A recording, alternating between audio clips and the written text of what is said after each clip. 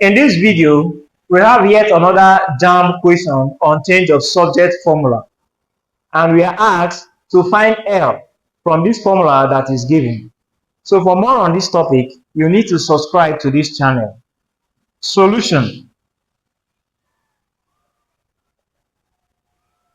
The first thing to do, if you are given this type of question, the first thing to do is to take the square of both sides. So if we take the square of both sides, we'll have something like this. D squared to be equal to square root of 42W all over 5L all squared. This is what we'll get. The next thing to do is to open this bracket. Of course, this square you see here will cancel this square root sign. So we'll have something like this.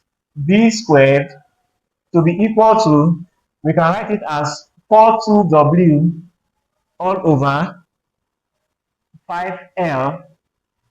That square root will become half multiplied by this square, which is this. So this will cancel this to give us this square to be 42W all over 5L. So this is what we'll get. And we are asked to find L. That is to make L the subject of the formula. So making L the subject of formula, since we have something like this, the next thing to do is to cross multiply. So we'll cross multiply.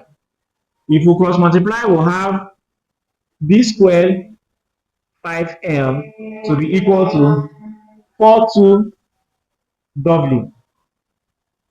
Since we want to make L the subject of formula, we'll divide both sides by d squared 5.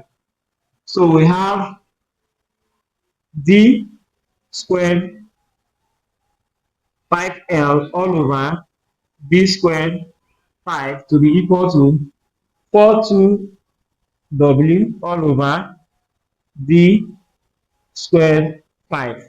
Of course, this will cancel this. It then means that our L will be equal to 42W all over d squared 5. So this becomes our answer to the question given. For more on this topic, you need to subscribe to this channel.